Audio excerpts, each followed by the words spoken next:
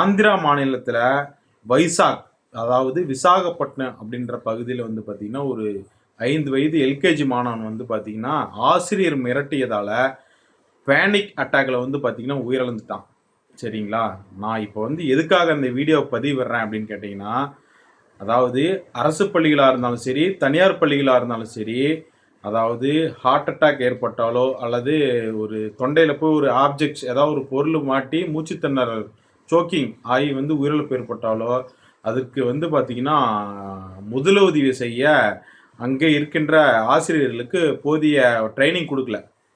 சரிங்களா? அதுதான் ஒரு உயிரிழப்புக்கு முக்கிய காரணமாக இருக்குது. அதாவது ஒரு பேனிக் அட்டாக் ஆகட்டும், ஒரு ஹார்ட் அட்டாக் ஆகட்டும், திடீர்னு வந்து பார்த்திங்கன்னா ஹார்ட் நின்றுச்சுன்னா சிபிஆர் ப்ரொசீஜர் பண்ணால் வந்து பார்த்திங்கன்னா உடனடியாக, அதாவது அரை மணி நேரத்துக்குள்ளே சிபிஆர் பண்ணால் இந்த நபர் வந்து பார்த்திங்கன்னா உயிர் பெறத்துக்கு அதிகப்படியான வாய்ப்புகள் இருக்குது. சரிங்களா? ஆகையால் அந்த சோக்கிங்க்கும் வந்து பார்த்திங்கன்னா தொண்டையில் மாட்டிக்கிட்டா கூட அது வந்து அந்த ஸ்டொமக்கில் வந்து கம்ப்ரெஷன் பண்ணோம்னா வந்து பார்த்திங்கன்னா ஆட்டோமேட்டிக்காக அந்த ஆப்ஜெக்ட் வெளியே வந்துடும். அதாவது உயிருக்கு ஆபத்திலிருந்து தப்பிச்சிடலாம். இதுக்கு வந்து போதிய அளவில் வந்து பார்த்திங்கன்னா ஆசிரியர்களுக்கு முறையாக வந்து ட்ரைனிங் கொடுக்கணும்.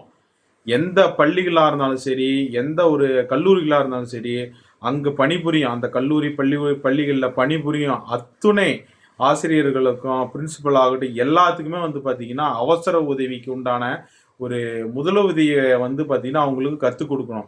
கம்பல்சரி 6 மாதத்துக்கு ஒரு டைம் வந்து பார்த்திங்கன்னா சிபிஆர் பண்ணுறது எப்படி, சோக்கானால் எப்படி குழந்தைங்களை மீட்கிறது அப்படின்றத மாதிரி எல்லா ட்ரைனிங்லும் வந்து பார்த்திங்கன்னா கொடுக்கணும். அதே சமயம் பள்ளிகளாகட்டும் கல்லூரிகளாகட்டும் வந்து பார்த்திங்கன்னா கம்பல்சரி ஒரு டாக்டரை வந்து பார்த்திங்கன்னா அப்பாயின்மெண்ட்டில் வைக்கணும் அப்படின்னு சொல்லியாவது உத்தரவு பண்ணணும். தனியார் பள்ளிகள்லாம் வந்து பார்த்திங்கன்னா ஒரு டாக்டர் வந்து கட்டாயம் வைக்கிறதுல தப்பே கிடையாது. அதாவது எத்தனாயிரம் ஸ்டூடெண்ட் படிக்கிறாங்க, அத்தனாயிரம் ஸ்டூடெண்ட்டுக்கு ஒரு டாக்டர் இருக்கிறதுனால எந்த ஒரு தவறுமே கிடையாது. பெருசாக வந்து பார்த்திங்கன்னா ஃபீஸும் இன்க்ரிமெண்ட் ஆகாது.